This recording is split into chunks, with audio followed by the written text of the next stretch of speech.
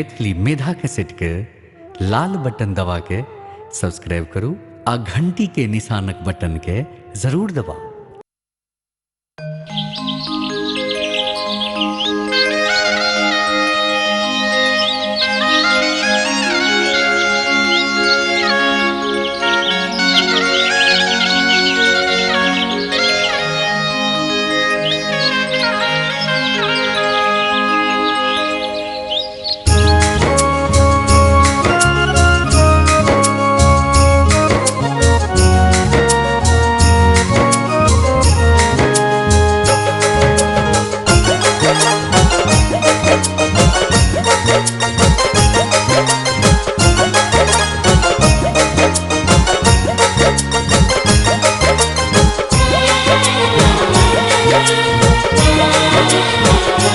बेटा बिलख रहल अछि बिना कने बजबियो, ज्ञानक दीप जरबियो माँ, ज्ञानक दीप जरबियो माँ।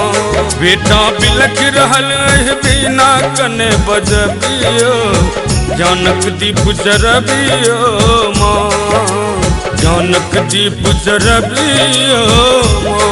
बेटा बिलख रहल अछि बिना कने बजबियो, ज्ञानक दीप जरबियो माँ, ज्ञानक दीप जरबियो माँ।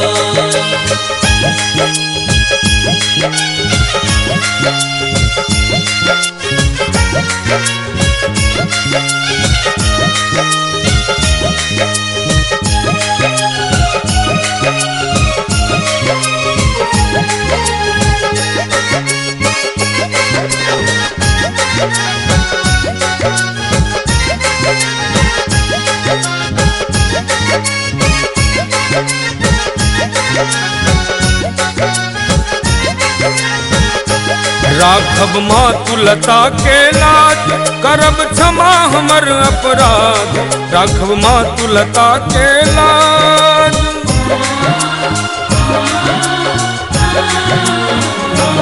राघव मातुलता के लाज, करब क्षमा हमर अपराध। जननी विद्या के रे, जननी विद्या के रे आचल अहाँ ओढ़बियो, ज्ञानक दीप जरबियो माँ, ज्ञानक दीप जरबियो माँ। बेटा बिलख रहल अछि बिना कने बजबियो, ज्ञानक दीप जरबियो माँ, ज्ञानक दीप जरबियो माँ।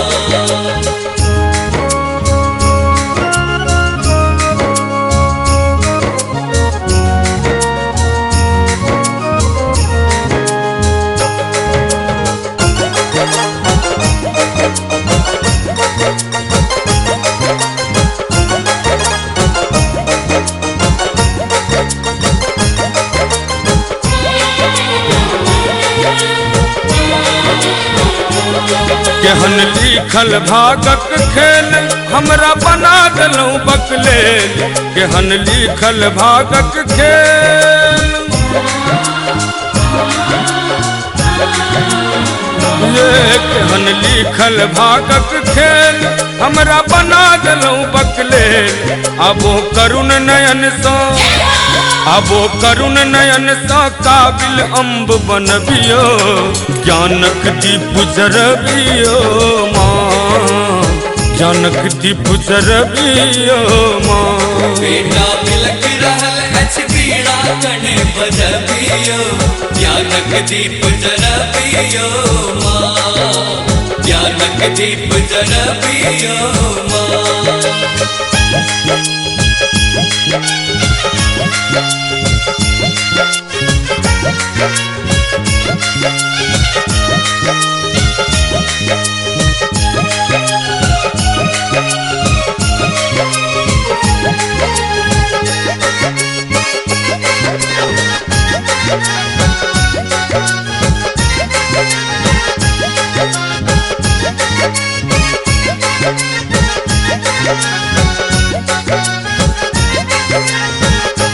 सच्चिदानंद की करत बखानी सुनियो सरस्वती महारानी, सच्चिदानंद की करत बखानी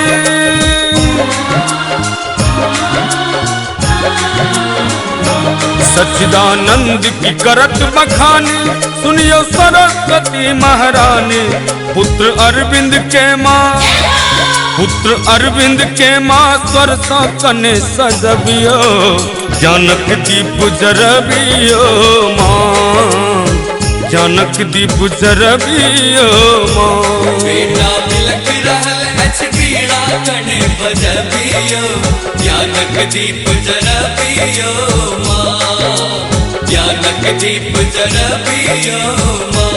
बेटा बिलख रहल अछि बीड़ा कने बजबियो जानक दीप जरबियो माँ, जानक दीप जरबियो माँ।